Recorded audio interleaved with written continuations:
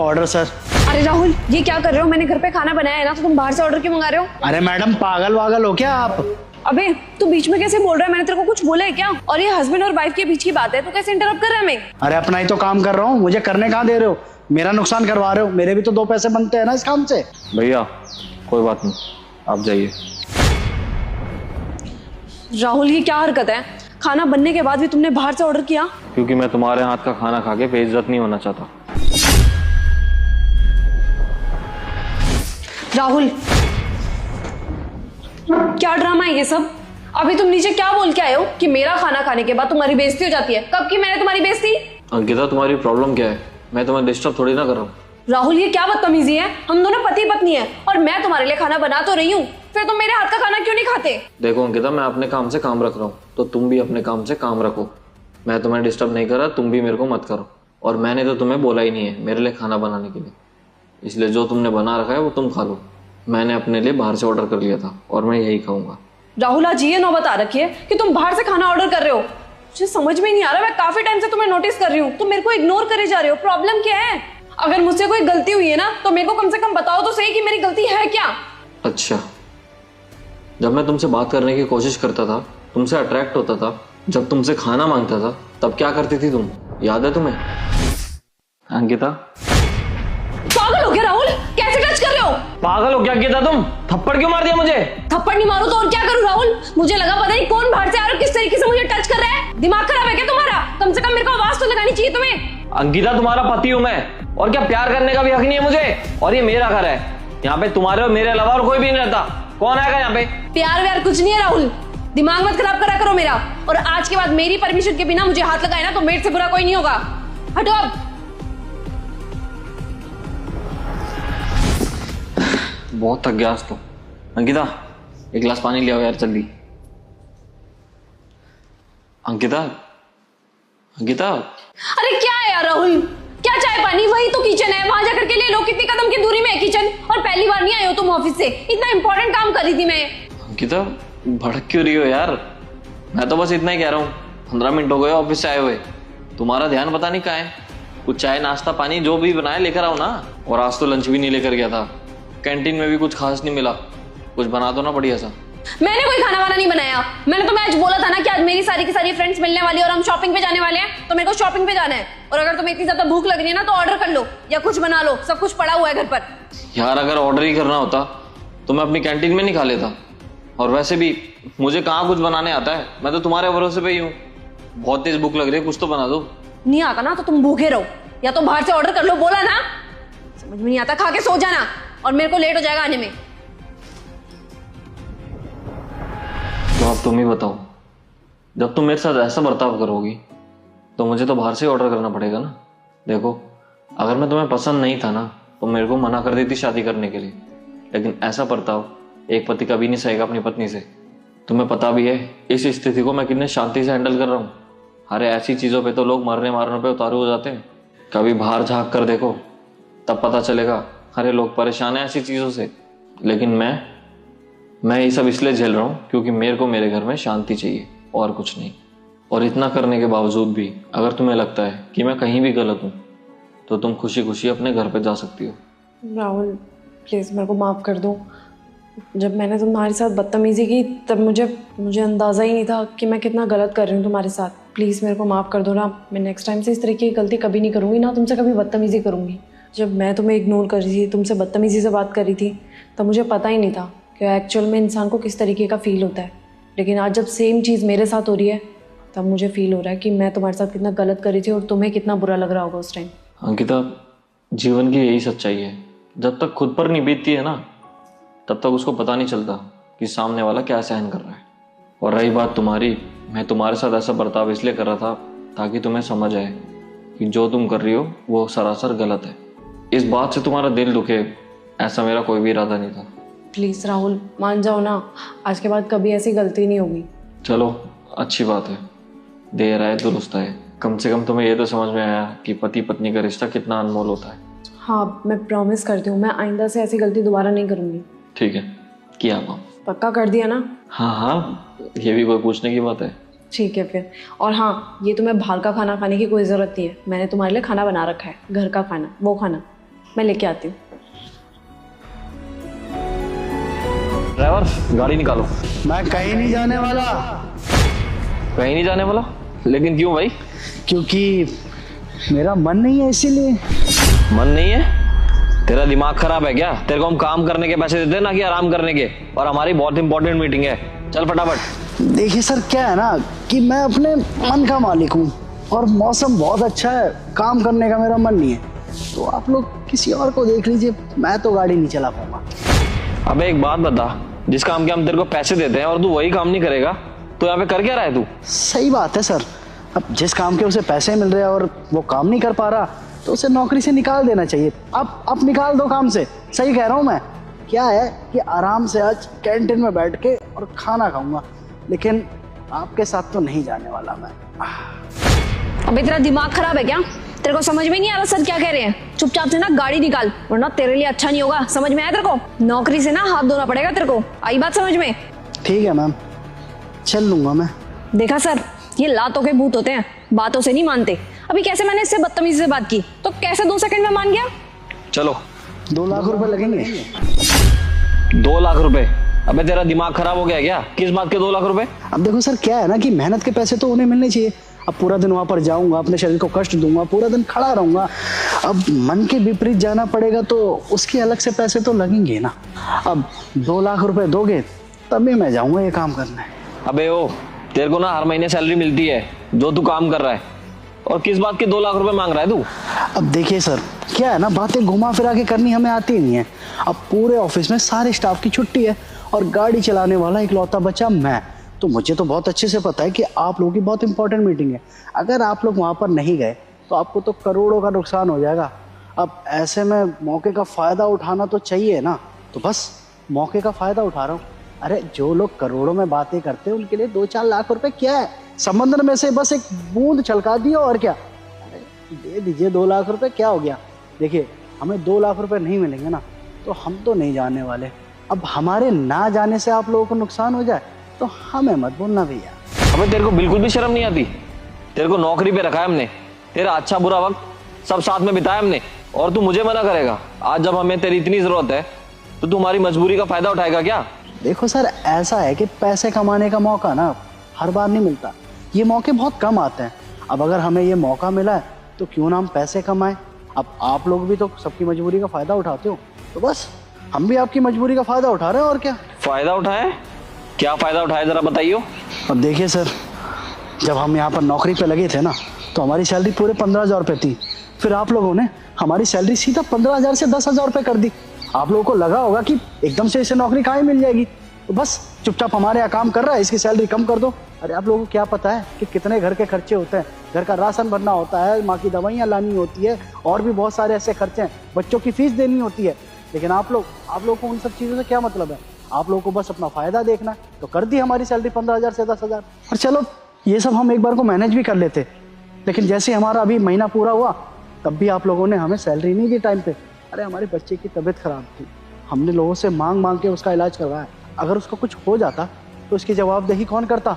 आप लोग। मेरी बात ना ध्यान से सुन ले। पहली बात, तेरी सैलरी 10,000 रुपए नहीं, पूरे 15,000 रुपए है, और हर महीने ना तेरे पास 15,000 रुपए ही जाते हैं, तो कौन सी सैलरी कट कर ली हमने तेरी? अरे जाने दीजिए सर, क्या पूछ रहे हैं आप? हमारी सैलरी 1 तारीख को आती है, आज 13 तारीख हो गई है, अभी तक एक ढेला तक नहीं मिला है हमारे हाथ में, और काफी महीने से ना हमारी सैलरी 10,000 रुपये मिल रही है हमें। अब आप लोगों ने हमारी मजबूरी का फायदा उठाया तो हम क्यों पीछे रहें? हम भी आपकी मजबूरी का फायदा उठा रहे हैं, बस। क्या बोल रहा है ये? अरे हर महीने इसको हम टाइम से पहले सैलरी दे देते हैं, उसके बाद इसके नखरे हो रहे हैं। अरे सर मुझे नहीं पता ये झूठ क्यों बोल रहा है। हर महीने ना मैं इसको 15,000 रुपए की सैलरी देती हूँ, पता नहीं आज ये आपके सामने झूठ क्यों बोल रहा है। झूठ हम नहीं साहब, झूठ ये बोल रही हैं। अरे जो पहले साहब पेमेंट क्लियर करवाते थे ना, वो एक एक पैसे का हिसाब रखते थे, सीधा ऑनलाइन ट्रांजैक्शन करते थे हमको, लेकिन ये सीधा कैश लाकर हमारे हाथ में रख देती है। इनसे एक बार पूछिए तो ये कैश क्यों देती है हमको, पूछिए। क्या बोल रहा है अंकिता ये? मैं हर महीने इसको 15,000 रुपए देता हूँ और टाइम से सैलरी भी देता हूँ, फिर ये क्या बकवास करे जा रहा है तब से? और तुम चुप क्यों खड़ी हो? बोलो ना। बकवास बंद कर। सर ये पागल हो गया है, कुछ भी बोल रहा है। बकवास बंद करो अपनी।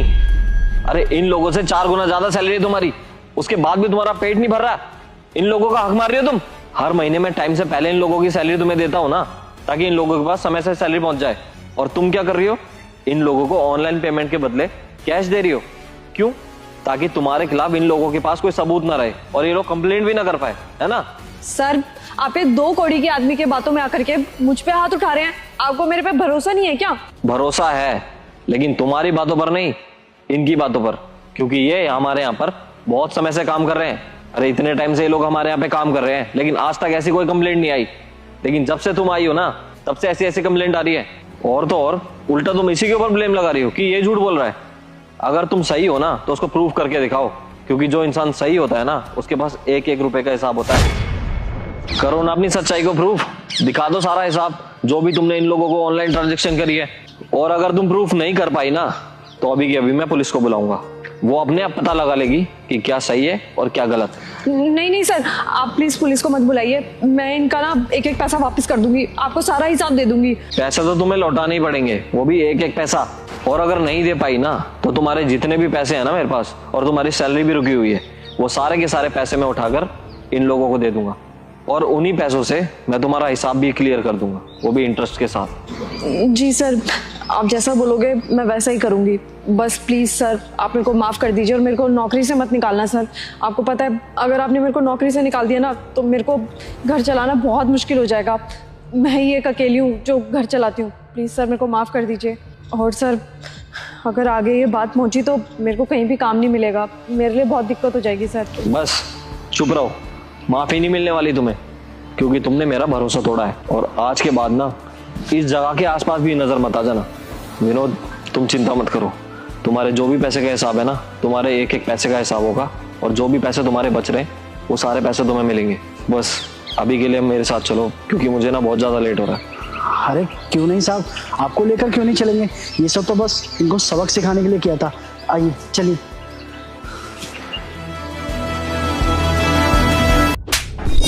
साले मुझे देख के इग्नोर करके भाग रहा है। मेरे पैसे कौन देगा, तू या तेरा बाप? अरे भाई साहब, आप हो कौन? और इस तरीके से आपने भरे रोड में मेरे हस्बैंड को थप्पड़ मार दिया। चलो कोई भी बात हो गई, लेकिन इस तरीके से आप थप्पड़ नहीं मार सकते हो। अरे चांटे खाने वाले काम करेगा तो चाटा ना मारूं तो क्या करूं इसको?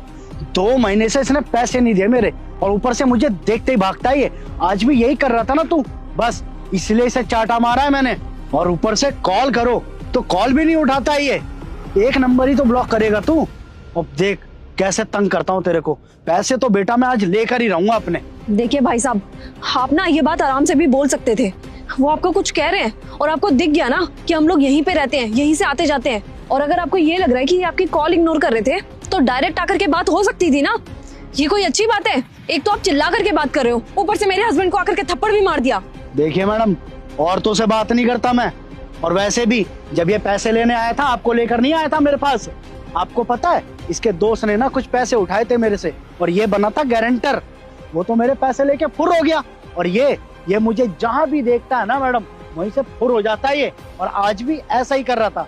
अबे अभी तो तेरे को बहुत ज्यादा बेइज्जती फील हो रही है ना, कि तेरी बीवी के सामने तुझे चाटा मारा। जिस दिन भरे बाजार में चाटा मारूंगा ना, उस दिन आएगी तेरी अकल ठिकाने। मैडम जी, मुझे तो आप पे तरस आ रहा है। अरे किस भिखारी कंगले के साथ शादी कर लिया आपने? मुझे तो लग रहा है पता नहीं 2 वक्त का खाना भी कैसे देता होगा। अरे जिसे लोगों के पैसे खाने की आदत है, उसे पता नहीं खाना कैसे पचता होगा। देखो, मुझे ये सब कुछ नहीं पता, मुझे मेरे पैसे चाहिए, वो भी आज के आज। चल पैसे दे मेरे।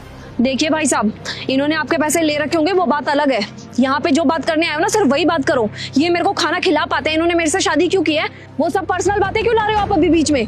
आपको जो काम है ना, सिर्फ वही बातें करो। यहाँ पे किसी की ना पर्सनल लाइफ पे उंगली उठाने वाले आपको ही नहीं होते हो। आपको क्या पता है मुझे खाना खिला पा रहा है या नहीं खिला पा रहा? हाँ तो ठीक है, फिर आपसे बात नहीं करता मैं। तू मेरे पैसे ऐसे नहीं देगा, उतर उतर। अरे भैया, मेरी बात तो सुनिए। हेलो भैया, एक बार मेरी बात सुनिए। स्कूटी लेकर जा रहा हूँ मैं, और जब तक मेरे पैसे नहीं देगा ना, ये स्कूटी मेरे पास गिरी भी रहेगी। ओ हेलो भैया, ये क्या कर रहे हो आप तो डायरेक्ट गुंडागर्दी पे उतर आए।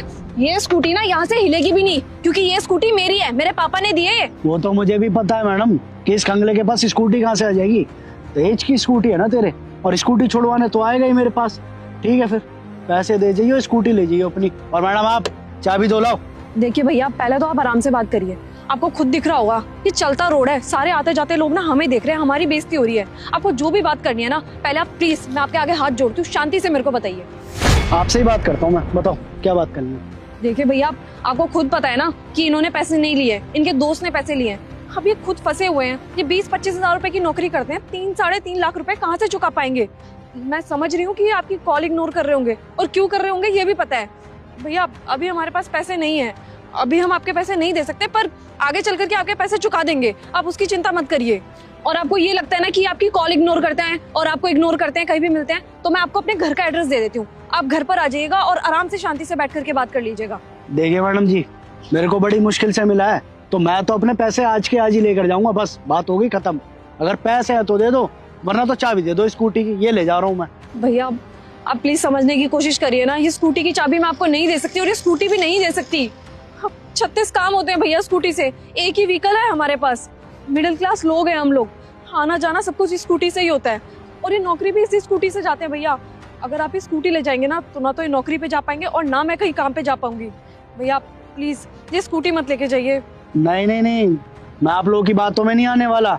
अरे आप लोगों का क्या भरोसा, अभी यहाँ से निकल जाओ और फिर कल को गांव भाग जाओ। तो एक दोस्त तो भाग गया और ये भी चकमा देके भाग ही जाएगा। भाई मुझे चाहिए मेरे पैसे आज के आज, बात हो गई खत्म। अगर पैसे हैं तो दे दो, स्कूटी छोड़ दूंगा, वरना मैं स्कूटी लेके चला, और चाबी नहीं दोगे तो धक्का मार के ले जाऊंगा, लेकिन ले जरूर जाऊंगा आपकी स्कूटी, बस। पैसे ही चाहिए ना आपको? एक काम करो, ये लो, ये फोन पकड़ो मेरा, ये ले जाओ, इस स्कूटी से ज्यादा ही कीमत है इस फोन की। कौन सा फोन है? अच्छा, आईफोन 16 प्रो।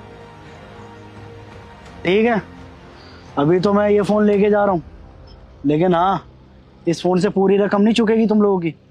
3 लाख रुपए बकाया पूरा का पूरा, फोन 1-1.25 लाख का चला जाएगा। बाकी हाँ, एड्रेस पता है मुझे इसका, 1 महीने बाद फिर आऊंगा और पूरे के पूरे पैसे लेके जाऊंगा। और अगर तब पैसे नहीं दिए ना, फिर देखना कैसे ड्रामा करता हूँ तुम लोगों के घर पे।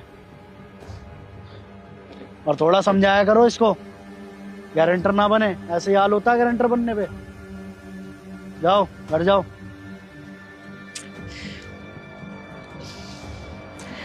बहुत ज्यादा समाज सेवा करने का मन करता है ना तुम्हारा, किसी के फट्टे में टांग अड़ाने के लिए मना किया है ना मैंने, कर ली समाज सेवा, मन भर गया, आकर के बेइज्जती करके चला गया वो हमारी। देखना फोन भी ले गया मेरा, चलो फोन ले गया सो ले गया, बाकी के पैसे कैसे करोगे, कैसे अरेंज करोगे? पहले जैसा जमाना नहीं रहा है, पता नहीं क्या है, तुम्हें दोस्ती करने के चक्कर में ना खुद गारंटर बन गए, और अब उसके पैसे तुमको भरने पड़ रहे हैं। मना किया था ना तुम्हें कि ज्यादा दोस्ती यारी में मत पड़ो, भुगतना किसको पड़ रहा है? हमें, हम भर रहे हैं उसके पैसे।